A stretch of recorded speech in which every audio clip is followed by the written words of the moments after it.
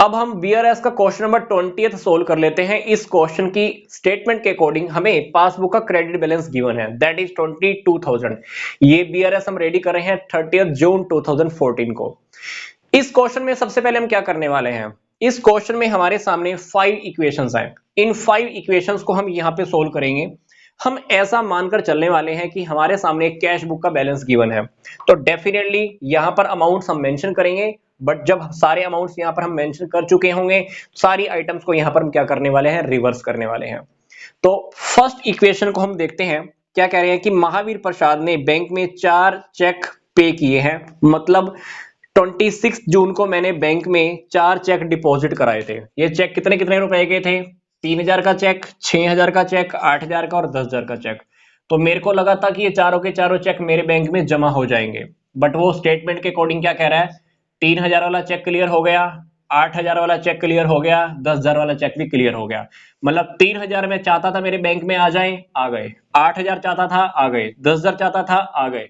But 6,000 वाला check, इसकी payment मेरे बैंक में नहीं आई। तो मेरे को क्या करना है, जिस चेक की पेमेंट मेरे बैंक में डिपॉजिट नहीं हुई, 6,000 क्योंकि मेरे बैंक में कम डिपॉजिट हुए हैं, मैं क्या करूंगा, माइनस आइटम में जाऊंगा और यहां पर मेंशन कर दूंगा 6,000। आगे देखिए वो क्या कह रहा है, 23 जून को मैंने 3 चेक ड्रॉ किए थे। बोले तो मैंने 3 चेक की पेमेंट की थी 12,000, 13,000, 16,000।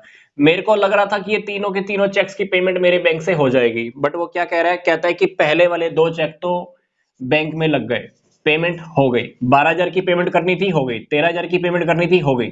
16,000 की पेमेंट करना चाहता था, नहीं हुई। मतलब आपको लग रहा था कि 16,000 आपके बैंक में से चले जाएंगे, बट 16,000 रुपए आपके बैंक में से नहीं गए। तो आपको अपना बैंक बैलेंस अभी इंक्रीज करना है, तो बीआरएस में जाइए, 16,000 आप प्लस आइटम्स में मेंशन कर दीजिए। इसके बाद देखिए, checks amounting to 3,600 were deposited in the bank but no entry was passed in the cash book। आपकी बैंक की पासबुक से आपको क्या पता चला होगा कि आपके अकाउंट में 3,600 आ चुके हैं, बट ये एंट्री आपने अपनी यहाँ पर कैश बुक में नहीं की। तो डेफिनेटली आप यहाँ पर प्लस आइटम्स में मेंशन कर दिए, क्योंकि आपके 3,600 आपके बैंक में तो आ गए। आपने पासबुक से पता कर लिया कि आपके बैंक में अमाउंट आ चुका है, बट आपकी कैश बुक में तो आपने मेंशन नहीं किया। तो डेफिनेटली 3,600 आप बीआरएस में जाइए, प्लस आइटम्स में मेंशन कर दीजिए। और आपने क्या देखा, फोर्थ इक्वेशन के according bank charges entered in the cash book.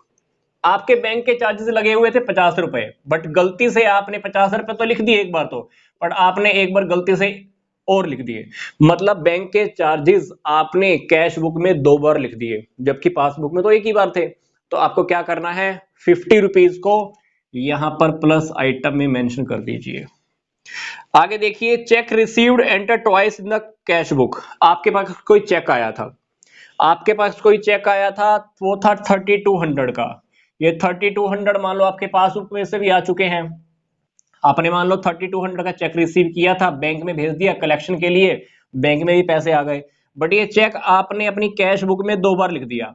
अब एक बार लिखा, पेमेंट आ गई। अब दूसरी बार तो आपने गलती से लिखा, इसकी पेमेंट थोड़ी ना बैंक में आएगी।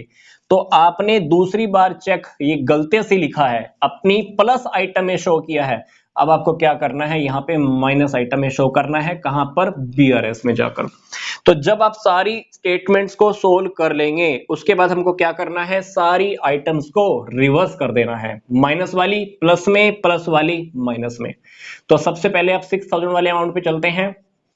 उसके बाद ये 3 amount, 16,000, 3,600, 50 rupees and the last one is 3,200। इसके बाद आप क्या कीजिएगा, दोनों साइड को टोटल कीजिएगा। दोनों साइड को जब आप टोटल करेंगे तो इधर आ जाएगा 3,1,200 और इधर आ जाएगा 1,9,650। दोनों का डिफरेंस जब आप देखेंगे तो डिफरेंस आपके पास आएगा 11,1,550। This is the debit balance as per cash book. क्या बोलेंगे इसको, debit balance as per cash book. Question हमने बिल्कुल सिंपल वे में सोल्व किया है। सबसे पहले क्वेश्चन की जो भी इक्वेशंस थी मैंने यहां पर सोल्व कर ली नॉर्मल वे में।